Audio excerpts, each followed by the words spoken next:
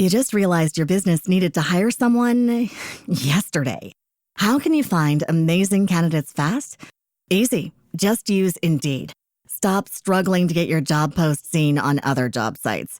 With Indeed sponsored jobs, your post jumps to the top of the page for your relevant candidates, so you can reach the people you want faster.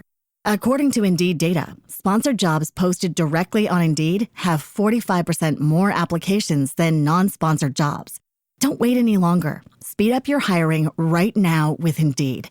And listeners of this show will get a $75 sponsored job credit to get your jobs more visibility at Indeed.com/ARTS.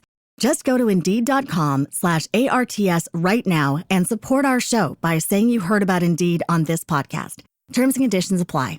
Hiring? Indeed is all you need. Yes, Roma wines taste better because only Roma selects from the world's greatest wine reserves for your pleasure. And now, Roma Wines, R-O-M-A, Roma Wines present Suspense.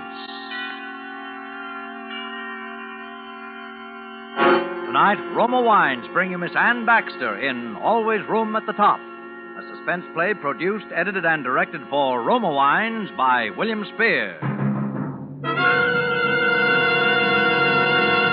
Suspense, radio's outstanding theater of thrills, is presented for your enjoyment by Roma Wines.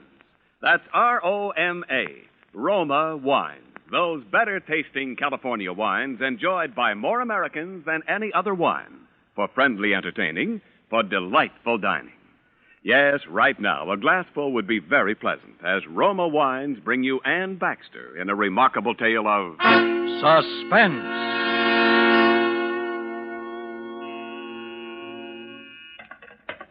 Reception. Yes, she is, Miss Thornton. Very well, Miss Thornton. I'll have her come in. Miss Brand. Yes? Miss Thornton will see you now. A large corner office at the end of the hall. Thank you. Jean Thornton was a tall, square-shouldered blonde with high cheekbones and a good figure, and nervous as a cat. More than that, I hadn't been in her office 5 minutes before I knew that she was afraid of something. Her boss, the responsibilities of her job, something. I couldn't understand it.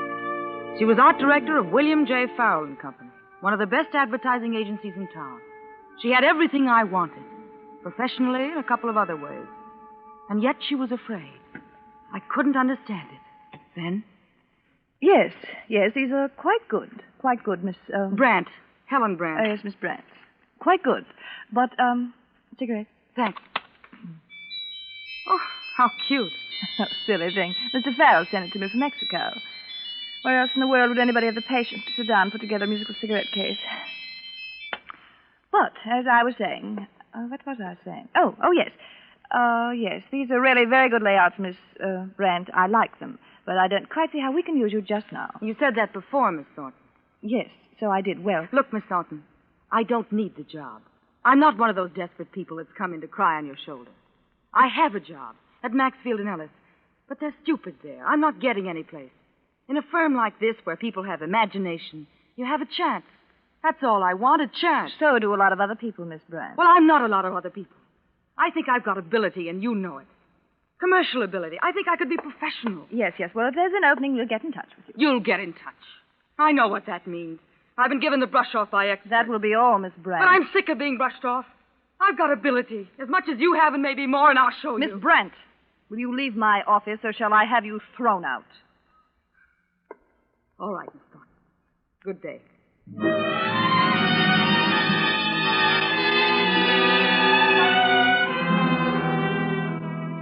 Of course, that would be the last time I'd ever lay eyes on Jean Thornton. That's what I thought. I went back to my office and worked most of the night, catching up on my own stuff, doing a little extra that I was peddling around town. I was standing on the sidewalk, kidding with the night elevator man, while I waited for a cab, and looking up at the tower against the early morning sky. That dark tower, 36 floors above the street, and 3 blocks up the avenue, where the William J. Farrell Agency had their offices, and where I'd have given my right arm to be working. You'll miss all your beauty sleep working this late, Miss Brandt. Now, Charlie, who says I need beauty sleep? Oh, you don't. I like to work at night. It's quiet. Think of all the sunrises I see. Look at that sky. Yeah, it's going to be a nice day, I guess. Look! I saw the body falling and the scream came to us at the same moment. We stood there frozen, horrified, fascinated.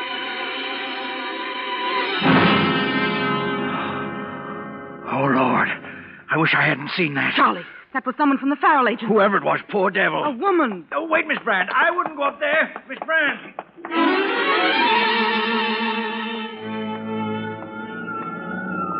Even by the time I got there, a patrol car had appeared out of nowhere, the way they will in this town. And the usual crowd of early birds and night owls standing around gawking. They were trying to cover it up with a blanket. All right, stand back. Stand back there. Who is it, you know? You couldn't tell anyway. A woman. I wanted to look, but I couldn't. A cop was picking up stuff that had rolled out of a handbag into the street, going through it methodically, opening things up. And then I heard it, and I didn't have to look. I knew. Please,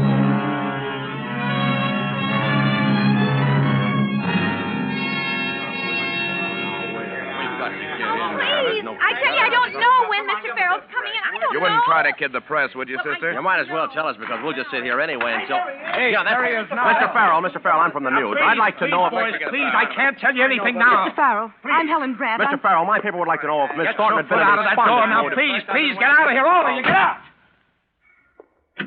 I told you I can't talk to any reporters. Now give me a few I'm not a minutes. reporter, Mr. Farrell. I'm Helen Brandt.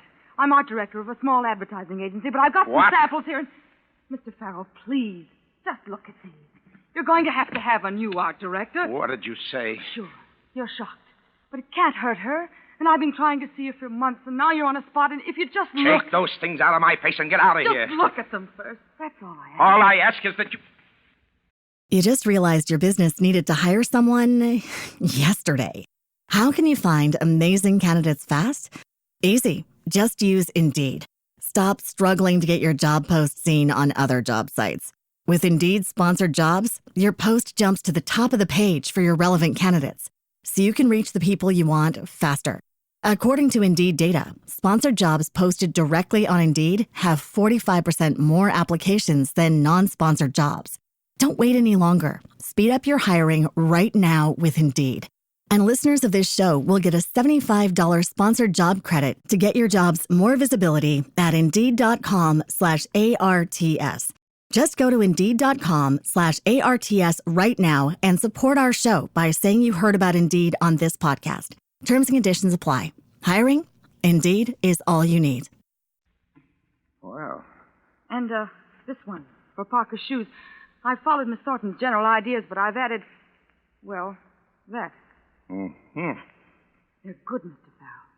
And if you say they aren't... All right, they're good. They're very good. But if you think I'd hire a woman who hasn't any more decency than to barge in here at a time like this and try to push... Decency? What's decency got to do with it? Do you need an art director or a Sunday school teacher? Look, Mr. Farrell, now, if you don't mind, my people want to know what Miss Thornton was doing in her office at 5 o'clock this morning. She must have been working all night on the new Parker layouts. They have to be out by... They have to be out by 3 this afternoon. Working all night. Maybe went to the window for fresh air, tired, got dizzy. Look, Miss... Brandt. Helen Brandt. Miss Brandt. Miss Brandt, I think you're one of the most despicable women I've ever had the misfortune to meet. But I've got a very big job to get out this afternoon. My assistant art director's homesick, and by the time I interview Thanks, these... Mr. Farrell. You can arrange the details with my secretary in there. And frankly, the less I have to do with you myself, the better I'll like it. I think you'll change your mind about that, Mr. Farrell. Now, Mr. Farrell, if All you right. wouldn't mind, we know things are tough and you don't want to tell us, but... Yes? Are you, Mr. Farrell's secretary, yes. Oh, well, I'm Helen Brandt. Marie Harris, how do you do? How do you do? I'm taking Miss Thornton's place. Taking Miss Thornton's place, I see. Yes, temporarily. Well, you're not one to let the grass grow under your feet, are you, my dear? Mr. Farrell said I could arrange the details with you. To be sure. I expect you'd better make out one of our regular employment forms. Oh, thank you. Temporarily, you said. Yes. Still, doesn't it feel a bit odd to be filling a dead woman's shoes that are hardly cold, so to speak? I don't see anything so odd about it, Miss Harris. Somebody would have to. No, of course you wouldn't. By previous experience, does it mean just in the advertising business? Any experience that might be applicable. It has occurred to you, I suppose, Miss Brandt, that when someone like Miss Thornton is cut off in mid-career, so to speak, there's usually a reason for it. They say it was an accident. An accident, do they? Oh, will this be all right, Miss Harris? Yes, that will do. Of course, there's always the possibility of suicide. I suppose you've thought of that. I suppose it might have been. Will you show me my office, please? Certainly, this way. Might as well have the dead woman's, that is, Miss Thornton's office. And of course, there is another possibility. Isn't there? What other possibility? The possibility of murder. Murder? Why, yes. Here's your office, Miss Brant. If you need anything, just call me. I want to make you as comfortable as possible under the circumstances.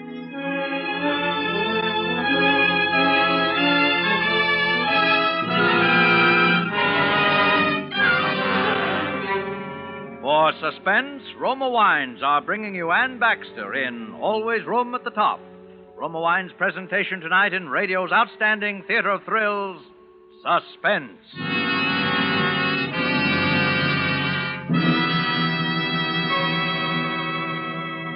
Between the acts of Suspense, this is Ken Niles for Roma Wines. Next time you buy wine, remember, more Americans enjoy Roma than any other wine. Yes, Roma wine is America's first choice because there's an important difference in Roma wine. A difference in fuller bouquet, richer body, better taste. A difference that means more enjoyment, more pleasure for you and your guests. To bring you wines that are superior, that taste better, Roma starts with California's choicest grapes. Then Roma master vintners with America's finest winemaking resources guide this choice grape treasure unhurriedly to tempting taste perfection. Later, along with Roma wines of years before, these cuvées await selection from the world's greatest reserves of fine wines for your pleasure.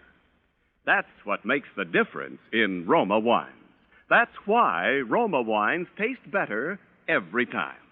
So for your best buy in good taste, insist on Roma wine. R-O-M-A. Roma, the greatest name in wine. And now, Roma Wines bring back to our Hollywood soundstage Ann Baxter as Helen Brandt, with Kathy Lewis as Marie and Wally Mayer as Bill Farrell in Always Room at the Top, a tale well calculated to keep you in suspense.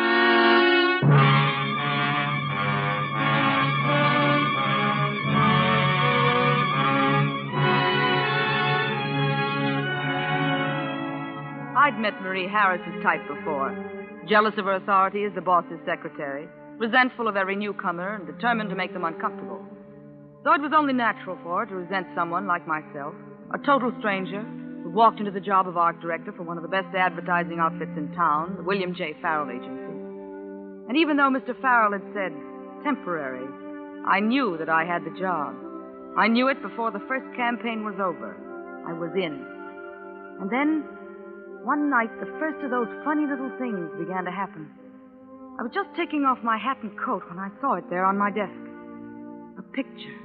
A big framed picture of a dead girl, Jean Thornton.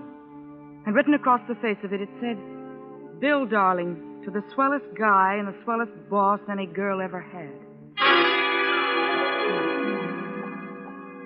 Admiring your predecessor, Miss Brandt? Where did that come from? I'm sure I haven't the faintest idea. It wasn't there when I left last night. Somebody put it there. Possibly some well-wisher, Miss Brandt. Some sincere well-wisher. As a sort of warning. A warning of what? What are you driving at? Miss Thornton and Mr. Farrell were quite close at one time. And what's that got to do with me? You know what happened, Miss Brandt, to Miss Thornton? Look, Marie. Are you hinting that female art directors in this office have a habit of falling for the boss and then falling out the window? I'm not hinting anything, Miss Brandt. You asked me for an explanation of how the picture got there. I've given you one. Doubtless it is far-fetched. Certainly it must seem so to you. It's crazy. Of course.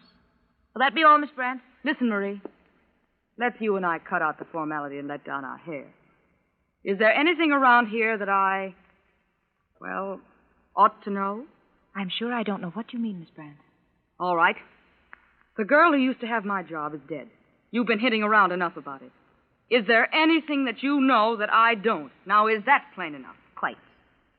I can only say that I have not hinted at anything. I have perhaps engaged in certain idle speculations on matters which were better left as they are. That's all. Okay, Marie. But the way things look now, I'm liable to be around here for quite a while. Oh, I should think it likely. And you and I ought to learn to get along. You'll have no trouble getting along with me, Miss Brandt. But you mean I may with him? I can only say, Miss Brandt, as your sincere friend. And well-wisher? Yes. That you're working for a man who's subject to singularly strong enthusiasms. Sometimes these enthusiasms are apt to be carried to extremes. It is essential to appreciate this in dealing with Mr. Farrell. I don't suppose this picture gag would be one of Mr. Farrell's little enthusiasms. Under the circumstances, I should think it most unlikely. And it wouldn't be one of yours, my little well-wisher. No, Miss Brandt, it would not.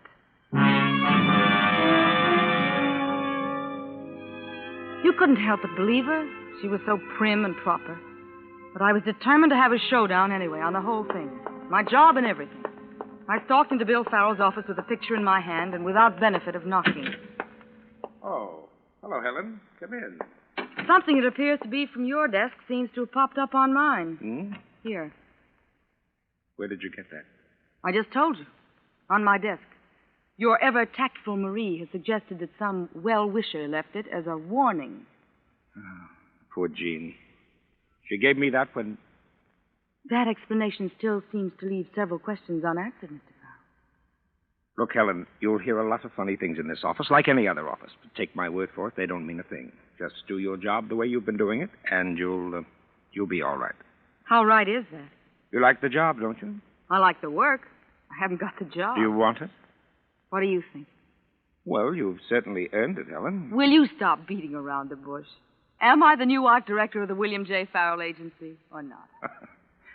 All right, you are. You are hereby officially the new art director of the William J. Farrell Agency. From this day forward until... Until what? As long as you want the job, Helen. Until death do us part, is what he'd started to say.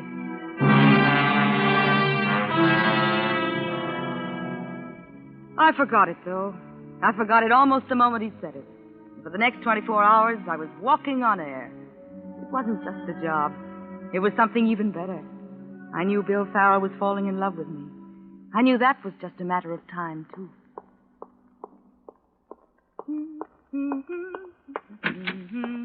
Morning, Marie. Mr. Farrell in? Not yet, Miss Brandt. I wish you wouldn't be so formal with me, Marie. Everybody calls everybody else by their first names around here except you. I'm used to more conventional methods in most things, Miss Brandt. Okay. Let me know when he comes in, though, will you? I want to see him. Yes, Miss Brandt.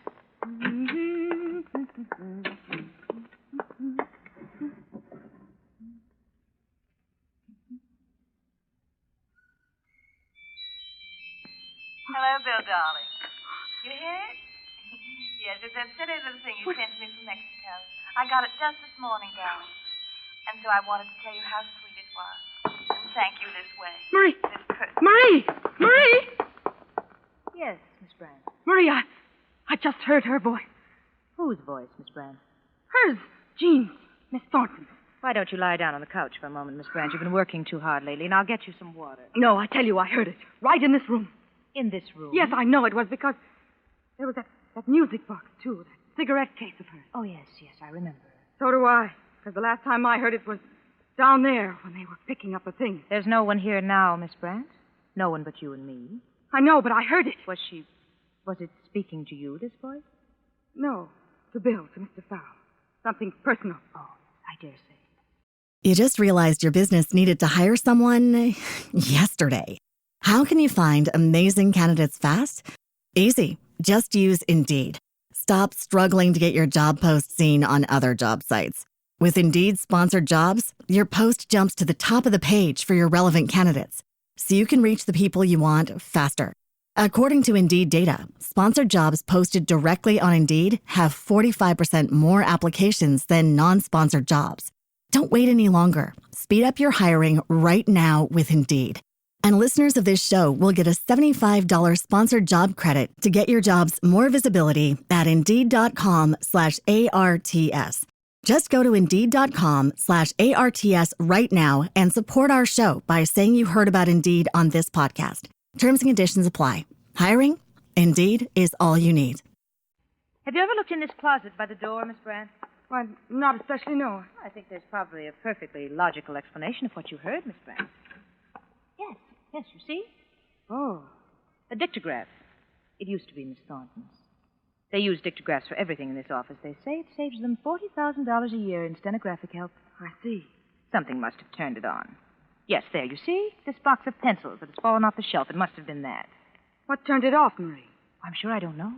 It's quite simple, isn't it? Here's the switch. Hello, Bill, darling. You hear? Stop it. Stop it. Yes, Miss Brand. And now get it out of here. Certainly, Miss Brand. Is there any particular I don't care what you do with it. Do anything you like. Throw it out the window. What was that, Miss Brand? Just get it out of here. And leave me alone.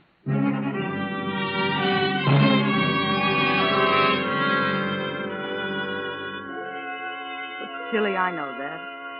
It could have happened that way. It must have, just as Marie said. And all the time in the back of my mind was a lurking horror. A nameless thing that I felt hanging over that office and over me. Something about a girl who was dead. A girl who had plunged to her death from that same dark tower that was now my dark tower. Plunged screaming to her death only a few short weeks ago. The next night, I had to work late again to make up. I'd been out to supper, alone. I was conscious of the light still burning in Bill's office when I got back. I wasn't particularly anxious to see him just then. To be truthful, I was avoiding him, I suppose. I'd been in my office about an hour and a half when the phone rang. I thought it was strange because I was certain that I'd asked to have my night line disconnected. Out of habit, I picked it up to answer. Hello, Bill? Bill, is that you? Bill! Bill! Bill! What, Helen? What is it? Oh, Bill. Helen, darling. Here, tell me. Baby, what is it? What's happened? I heard her. Again. Heard who, dear?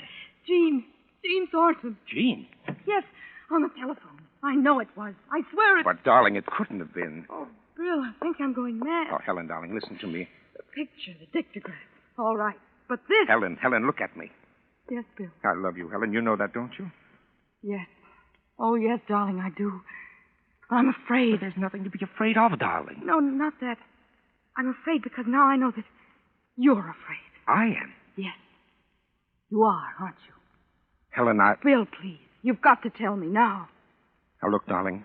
I'm in a jam. A bad jam, an awful bad jam. Yes, but must be. It's nothing that you have to worry about. It's nothing that isn't going to straighten itself out. It's nothing that I'm going to let affect us ever. Bill, if it affects you, it does affect us. Darling, you've got to trust me just a little longer. Bill, I do. I will. But it's about Jean, isn't it? Yes, it's about Jean. And it was. She didn't just fall. It was a terrible thing, Helen. Terrible. About as terrible as it could be. But, Helen, just remember this, darling. There's nothing to be afraid of. It'll all be over soon, very soon.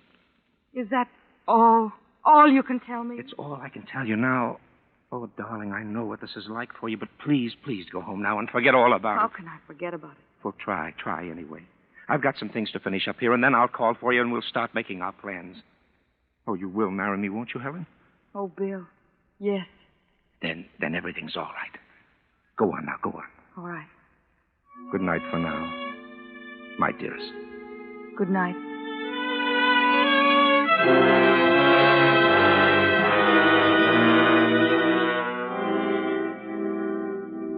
I went out.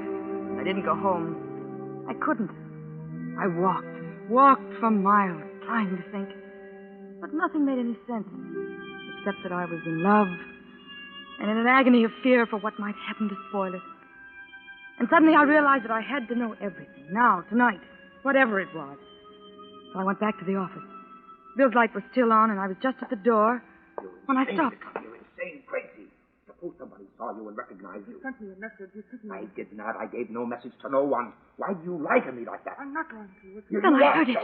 I threw open the door, and she was standing there. Jean Thornton. A woman who was dead.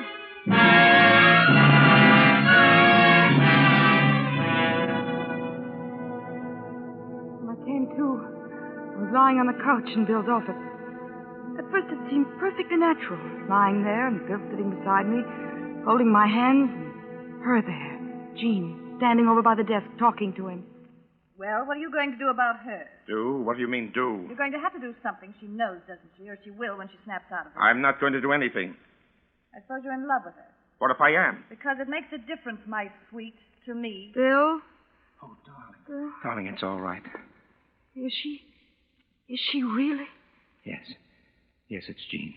But I saw her. That morning I saw her That's lying. what you were supposed to think. Then who? Just a girl. Oh, you might as well tell her. At least then she'll be in it as deep as the rest of us.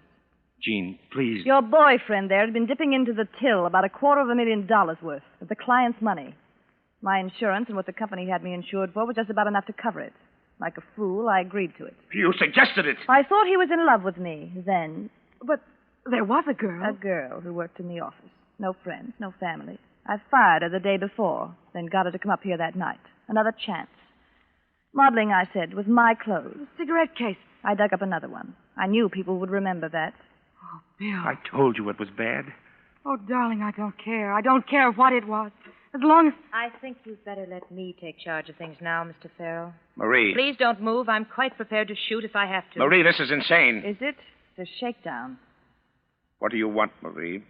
Quite a lot, I'm afraid, Mr. Farrell. And how do you expect to get it? It's your word against ours, three of us. You forget, Miss Thornton, that you are legally dead.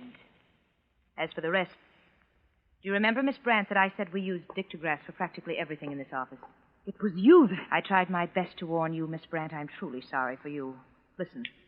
You might as well tell her. At least then she'll be in as deep as the rest of us. Jean, please. Your boyfriend there had been dipping into the till about $250,000 worth of the client's money. My insurance. There is more, of course, but I'm sure that will suffice. Now, Miss Thornton, I think you and I had better have a little talk alone. What do you want us to do, Marie? I'll come to you later, Mr. Farrell. For the moment, I must ask you to step into the conference room behind you. You too, Miss Brandt. Marie. Please, Mr. Farrell, not now. I shall have to lock you in, but it will not be for long, I think. You know, of course, that there's no other way out except down.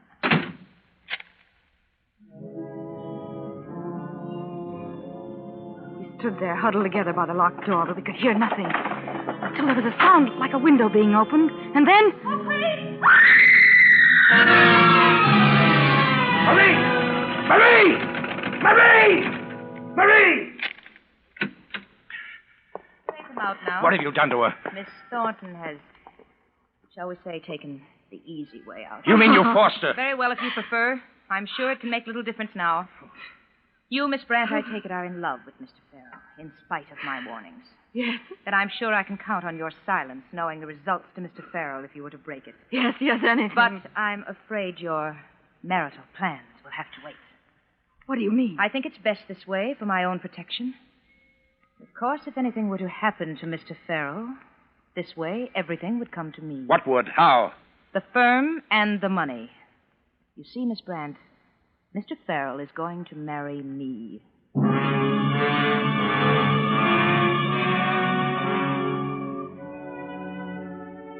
I looked at Bill. I knew he'd do as she said. What else? I turned and left the room without speaking. In my own office, I found the little automatic where lately I'd always kept it.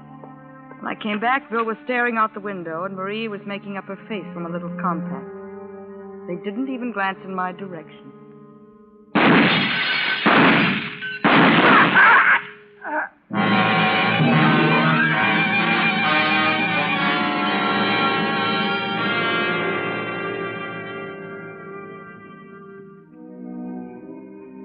I'm waiting for the police. I've been looking over the new layout. The Dulcet Soap campaign is particularly good. We did it together, Bill and I. The theme was a bride and groom.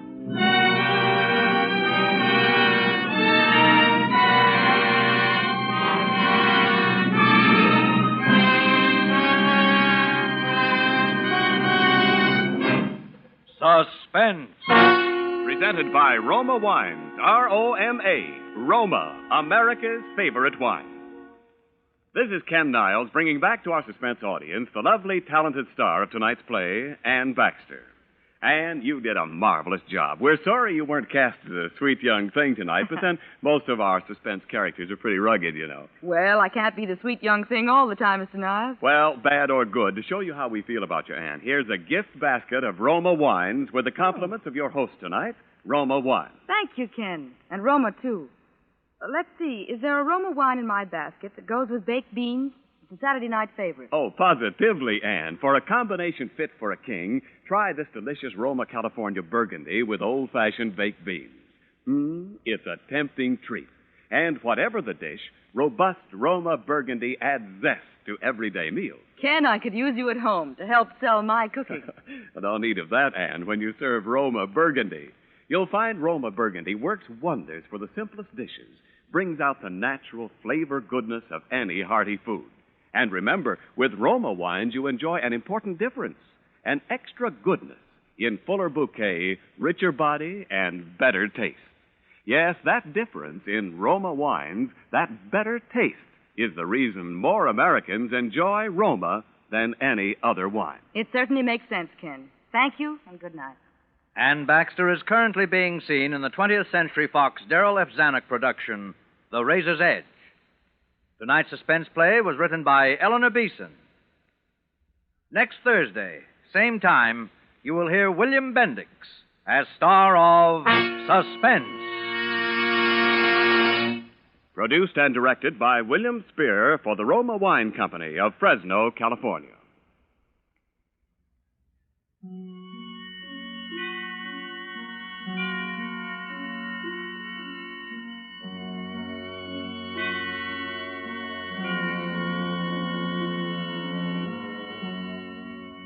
Until next week, enjoy more suspense thrills as compiled in Suspense magazine. In the coming weeks, Suspense will present such stars as James Stewart, Eddie Bracken, Howard Da Silva, and others. Make it a point to listen each Thursday to Suspense, radio's outstanding theater of thrills.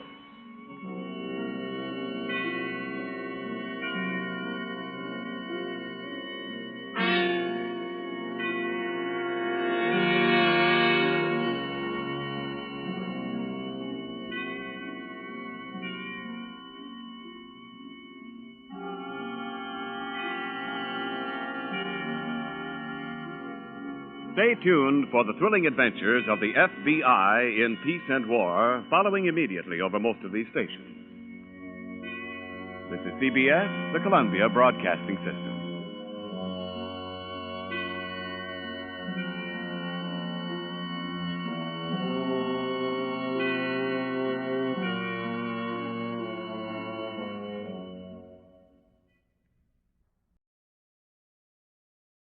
You just realized your business needed to hire someone yesterday. How can you find amazing candidates fast? Easy. Just use Indeed. Stop struggling to get your job post seen on other job sites. With Indeed sponsored jobs, your post jumps to the top of the page for your relevant candidates, so you can reach the people you want faster. According to Indeed data, sponsored jobs posted directly on Indeed have 45% more applications than non-sponsored jobs. Don't wait any longer. Speed up your hiring right now with Indeed. And listeners of this show will get a $75 sponsored job credit to get your jobs more visibility at Indeed.com/ARTS. Just go to Indeed.com/ARTS right now and support our show by saying you heard about Indeed on this podcast. Terms and conditions apply. Hiring? Indeed is all you need.